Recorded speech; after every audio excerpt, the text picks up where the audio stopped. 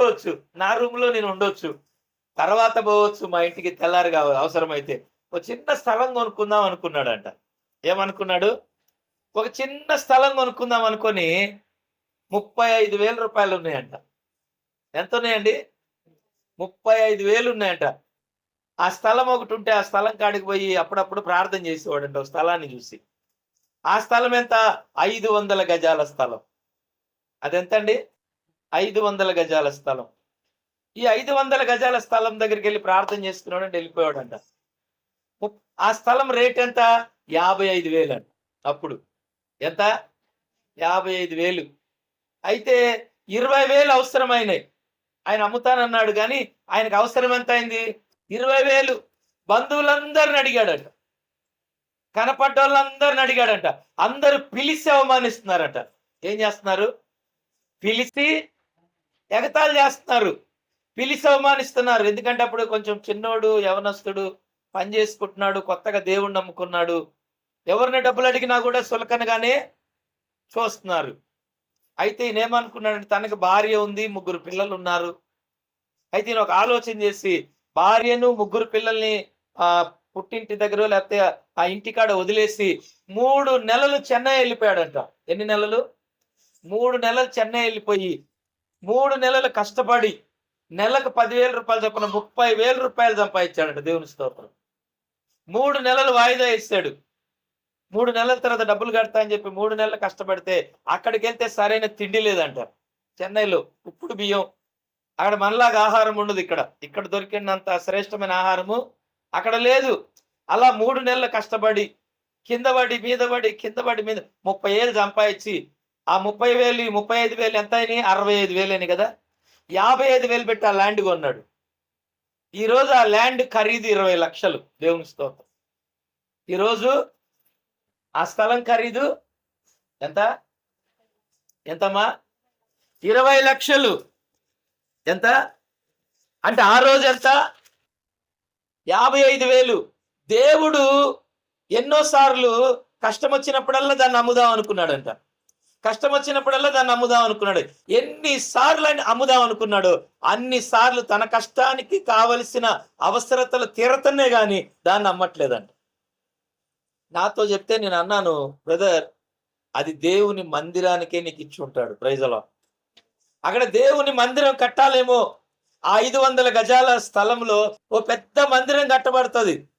రాబోయే దినాల్లో రాబోయే తరాలకు కూడా ఓ దీవెనకరంగా. ఎందుకంటే రైల్వే స్టేషన్ పక్కనే ఉంది. దిగిన వాళ్ళంతా దాంట్లో రావడానికి. దేవుని స్తోత్రం. దూరం నుండి దగ్గర నుండి చుట్టుపక్కల వాళ్ళు, మీ ఊరు నుండి మా ఊరు నుండి ప్రజలు రావడానికి అందుబాటులో ఇచ్చాడు దేవుడు. అదేదో దేవుని యొక్క ప్రణాళిక ఉంది. నేను ఎందుకు ఈ మాటలు చెప్తున్నా అంటే దేవుడు ఏది ఇచ్చినా అశాశ్వతమైనది ఎవడు? శాశ్వతమైనది ఇస్తాడు. నీకు దేవుడు ఇవ్వాలంటే ఆయన ఏం చేశాడు? ముందు ఆ స్థలాన్ని చూసి ప్రార్థన చేశాడు. ఆయనకు ఆలోచన పుట్టించాడు. ప్రార్థనలో ఆలోచన కలిగింది. ఆ తర్వాత దానికి కావలసిన డబ్బు కోసం ఆయన కష్టపడ్డాడు, ప్రయాసపడ్డాడు. దేవుడు ఆయనకి సహాయము చేశాడు. ఇక్కడున్న మనందరికీ కూడా దేవుడు ఖచ్చితంగా సాయం చేస్తాడు. Praise the Lord. కానీ మీరు చేయాల్సింది ఏంటంటే ప్రార్థన. చెప్పండి, ప్రార్థన చేయాలి. ప్రార్థన చేస్తే ప్రార్థనలోనే మనకు ఆలోచనలు కలుగుతాయి. దేవుని స్తోత్రం. ఎక్కడ కలుగుతాయి ఆలోచన? ఖాళీగా ఉన్నప్పుడు కలిగే ఆలోచనలు వ్యర్థం. ఖాళీగా ఉన్నప్పుడు కలిగే ఆలోచనలన్నీ కూడా అవేవో భ్రమపరిచే ఆత్మతోరా కలుగుతుంటాయి. కానీ ప్రార్థనలో వచ్చే ఆలోచన అది పరిశుద్ధాత్మ దేవుడిచ్చే ఆలోచన. Praise the Lord. ప్రార్థనలో ఉన్నప్పుడు, ఉపవాస ప్రార్థనలో ఉన్నప్పుడు, ఉపవాసం ఉండి కన్నీరు గార్చి మనం ప్రార్థన చేస్తున్నప్పుడు, మన అక్కర్ల గురించి మనం మొరపెడుతున్నప్పుడు దేవుడు మనకిచ్చే ఆలోచన అది దేవుడిచ్చే పరిశుద్ధాత్మ దేవుడిచ్చే ఆలోచన గనక ఆలోచనలు మన జీవితంలో జరుగుతాయి. హల్లెలూయా. నమ్మిన వారు హల్లెలూయా చెప్తారా? దేవుడు ఆ సమయంలో ఇచ్చే ఆలోచన మన జీవితంలో జరుగుతుంది.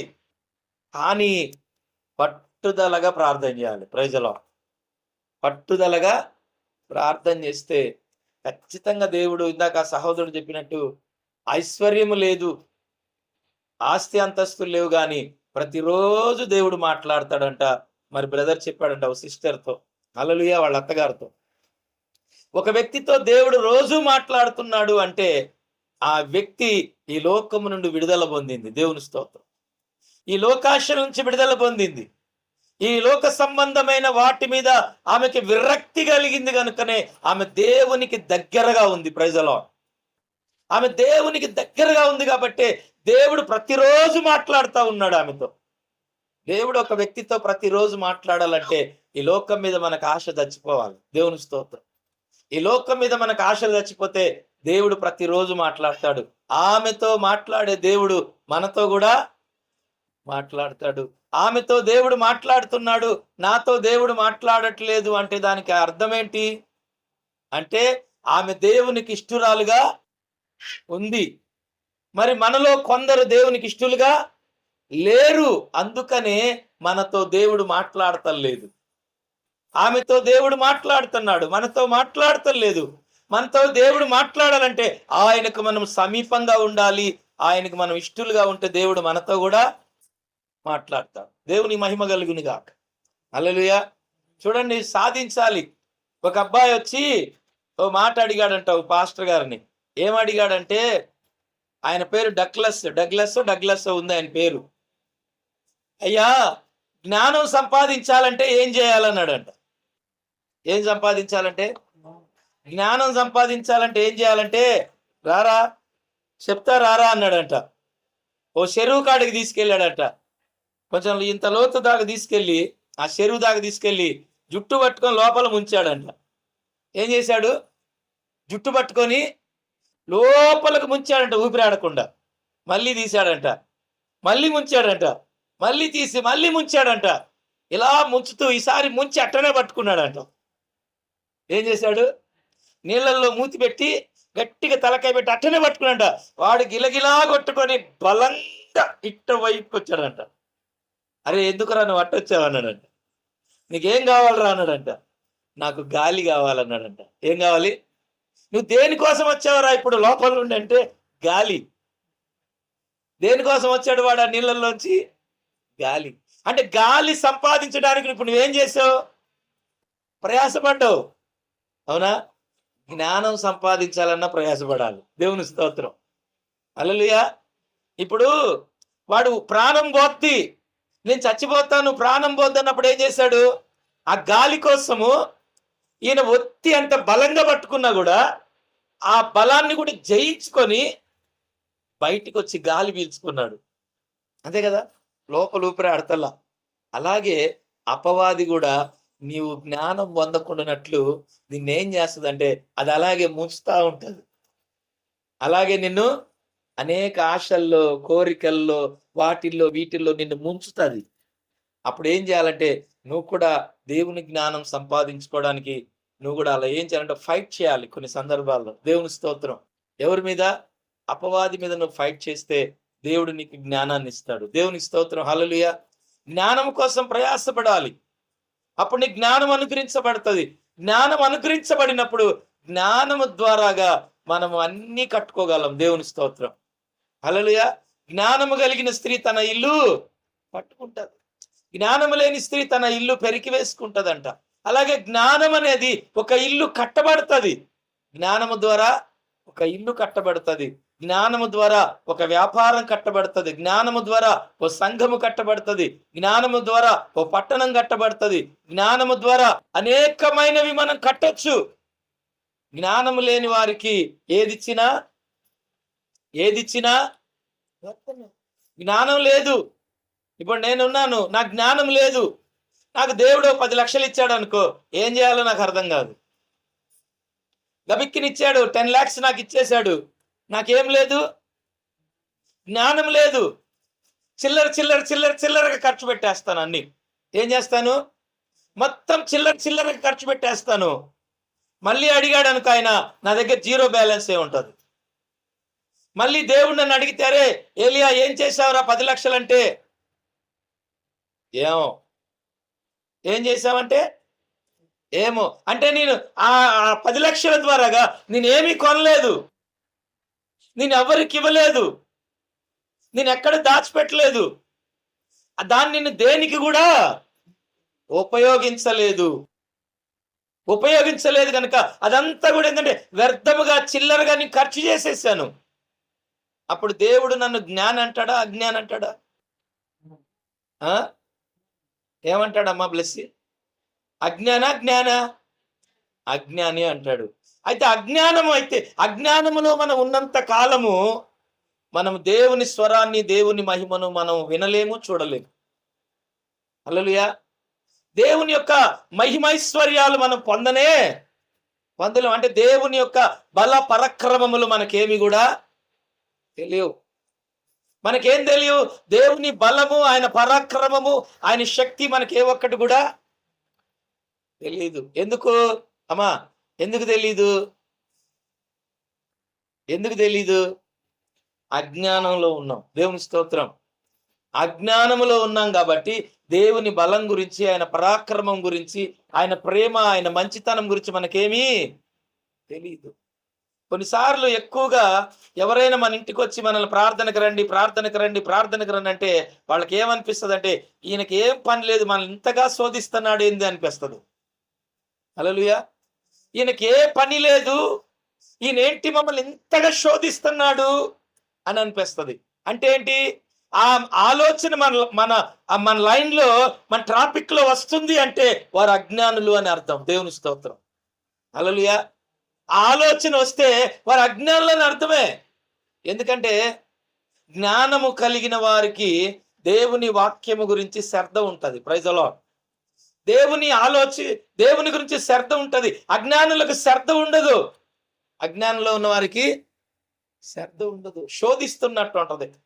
ఏముంటది? శోధన. ఏంది నాకు ఇంత శోధకుడిగా తయారయ్యాడు? ఎందుకు నన్ను ఇంత శోధిస్తున్నాడు? నన్ను ఎందుకు ఇంత బాధ పెడుతున్నాడు, ఇంత దుఃఖ పెడుతున్నాడు ఏంది అనిపిస్తుంది. చాలాసార్లు కొంతమంది పిల్లలకు కూడా తల్లిదండ్రులు చెప్పే మాటలు అలాగే చాలా బాధ అనిపిస్తూ ఉంటాయి. మా నాన్న మంచోడు కాదు, మా అమ్మ మంచిది కాదు, అసలు మా వాళ్ళు మంచోళ్లే కాదు, వాళ్ళ వల్ల మాకంత శోధన, వాళ్ళ వల్ల మాకు అన్ని బాధలు, అన్ని కష్టాలు, అంత దరిద్రం అనుకుంటారు. కానీ ప్రియమైన దేవుని బిడ్డలారా, మీరు గమనించండి, ఏ తల్లిదండ్రులైనా, ఏ దైవజనుడైనా, ఏ ఉపాధ్యాయుడైనా, ఎవరైనా సరే తన బిడ్డలకు నేర్పేది ఏంటంటే ముందు చూపు గురించి నేర్పుతారు. దేవుని స్తోత్రం. హల్లెలూయా. ముందు చూపు అంటే మీరు ముందు కాలంలో ఎలా బ్రతకాలి అనే దాని గురించే, ఆ సబ్జెక్టే చెప్తారు. వీళ్ళేమనుకుంటారంటే ఇది రోజు జరిగితే చాలు అనుకుంటారు. ఈ రోజు కడుపు నిండితే చాలు, ఈ రోజుకు జరిగితే చాలు, రేపటి దినం గురించి మాకు అవసరమే లేదంటారు. రేపటి దినం గురించి మాకు అవసరం, ఈరోజు బాగున్నాం చాలు, ఈరోజు వండుకున్నాం, తిన్నాం, ఈరోజు పడుకున్నాం, లేచాం, అంతే. దేవునితో రేపటి దినం మంద కాదు అన్నది బైబిల్లో కూడా. ఇక రేపటి దినం గురించి ఆలోచన లేదు, మళ్ళీ రేపొద్దున మళ్ళీ ఎత్తుక్కుంటాం. దేవుని స్తోత్రం. హల్లెలూయా. చూడండి ప్రియమైన దేవుని బిడ్డలారా, మీరు బాగా గమనించవలసిన విషయం ఏంటంటే, దేవుని మాట మనల్ని బ్రతికిస్తుంది, దేవుని మాట మనల్ని బలపరుస్తుంది, దేవుని మాట మనల్ని స్వస్థపరుస్తుంది, దేవుని మాట మనకు ఆరోగ్యాన్ని ఇస్తుంది, దేవుని మాట మనకు ఆయుష్ని ఇస్తుంది, దేవుని మాట చీకట్లో కూడా మనకు వెలుగును ప్రకాశింపజేస్తుంది. దేవుని మాట ఎంత బలహీనమైన స్థితిలో కూడా నిన్ను లేవనెత్తుకుంటుంది. ఆ మాటకు అంత శక్తి ఉంది. దేవుని స్తోత్రం. హల్లెలూయా. ఆ మాటకి అంతటి శక్తి ఉంది గనుక మీరు మనుషుల మాట కంటే దేవుని మాట శ్రద్ధగా వినండి. దేవుని స్తోత్రం. నిన్ను ప్రోత్సహించేది, నీతో ఇంత ఘనంగా నీ చుట్టూ తిరిగేది ఎందుకంటే నువ్వు దేవుని మాట వినాలని. Praise God. హల్లెలూయా. నువ్వు దేవుని మాట వినాలి, నువ్వు ఫలించాలి, నువ్వు అభివృద్ధి చెందాలి, నువ్వు విస్తరించబడాలి, నువ్వు ఆశీర్వదించబడాలి, అనేకులకు నీ హస్తాన్ని నువ్వు చాపే బిడ్డగా ఉండాలని నిన్ను శోధించాల్సిన పరిస్థితి కలుగుతుంది. Praise the Lord. హల్లెలూయా. అంతకు మించి వేరే ఏమీ లేదు. అంతకు మించి ఏమి లేదు. ఇప్పుడు నేను ఎవరు చుట్టైనా 4 సార్లు తిరిగినంత మాత్రం 4,000 ఇస్తారా నాకేమన్నా? పోయినప్పుడల్లా 1,000 ఇస్తే నేను రోజు తిరుగుతా. గట్టిగా చెప్పండి. హల్లెలూయా. ఏమి ఇవ్వరు. కానీ 4-5 సార్లు తిరగడానికి గల కారణం ఏంటంటే వారు ఆశీర్వదించబడాలని. దేవుని స్తోత్రం.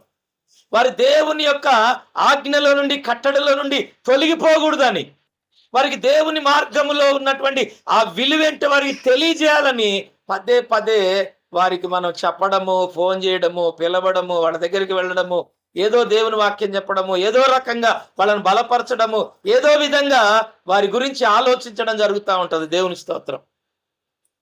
కొన్నిసార్లు ఆ బంధాలు కూడా ఉండవు. దేవుని మహిమ కలుగుని గాక.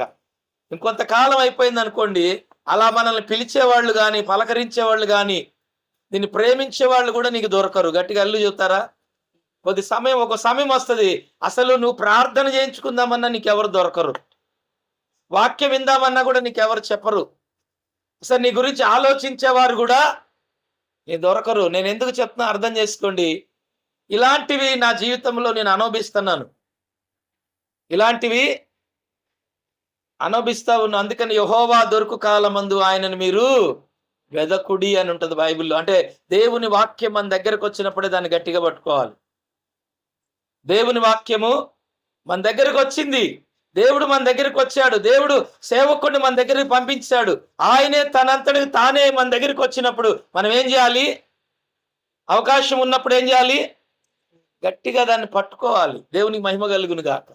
దేవుని వాక్యాన్ని మనం గట్టిగా పట్టుకుంటే ఆ వాక్యం మనల్ని స్వస్థపరుస్తుంది, బ్రతికిస్తుంది, ఆశీర్వదిస్తుంది, బలపరుస్తుంది, మన మార్గాలు సరళం చేస్తుంది. దేవునికి మహిమ కలుగును గాక. అవి మనం గట్టిగా పట్టుకోకపోతే ఏదో ఒక రోజు ఖచ్చితంగా మనం నష్టపోతాం. ఏదో ఒక రోజు మనము నష్టపోతాము. ఆ రోజు మనం బాధపడతాము. ఈరోజు నేను బాధపడుతున్నాను ఒక విషయంలో. దేనికి నేను ఎక్కువగా బాధపడతానంటే చదువు లేదని బాధపడతాను. దేనికి బాధపడతాను? నాకు చదువు లేదు కదా అని బాధపడతా. మా నాన్న నన్ను నిజంగా ఒక 10th క్లాస్ వరకు నన్ను చదివిస్తే ఈరోజు నేను ఒక లాయర్ అయిపోదును. దేవుని స్తోత్రం. ఆ మిగిలిందంతా నేను చదువుకుందును. కూలీ నాలు చేసైనా సరే శుభ్రంగా నేను చదువుకుందును. ఆ ఫస్ట్ ఇయర్, సెకండ్ ఇయర్ అవన్నీ చదివి ఆ LLB చేసేద్దును. కనీసం నా బండి మీద ఆ సిమ్మలు వేసుకొని తిరుగుదును. చూసేవాడికి లాయర్ అని కనపడతాం కదా, అడ్వకేట్ అని. దేవుని స్తోత్రం. అది ఎంత గౌరవంగా ఉంటుంది. ఇప్పుడు ఎవడన్నా బండి, ఒక లాయర్ బండి ఆడు పెట్టామని దాని జోలికి ఎవడని పోతాడా? ఉషిక్కిన దాని జోలికి కూడా ఎవడు కూడా పోడు. ఒక పోలీస్ అని బండి రాసామనుకోండి, ఎవడన్నా దాన్ని తీసుకొని పక్కన జరిపి అవతల పెడతాడా? భయపడతారా బళ్ళు చూస్తే? వాళ్ళకి ఎదురుపోవాలన్నా భయమే. ఓ పొలిటికల్ లీడర్కి ఎవడని ఎదురుపోతాడా? పోడు. ఓ రౌడీకి ఎవడని ఎదురుపోతాడా? భయమే. భూమి కరెంట్లో ఎవడని ఏలు పెడతాడా? ఈ పవర్ ఉన్నంత జోలికి పోవాలన్నా కూడా బైబిల్ చెప్తుంది, నువ్వు పవర్ సంపాదించుకోవాలి. Praise the Lord. Hallelujah. Power సంపాదించుకోవాలండి. అజ్ఞానుల్లా మనం బ్రతకొద్దు. అజ్ఞానుల్లాగా బ్రతకూడదు. మన జ్ఞానం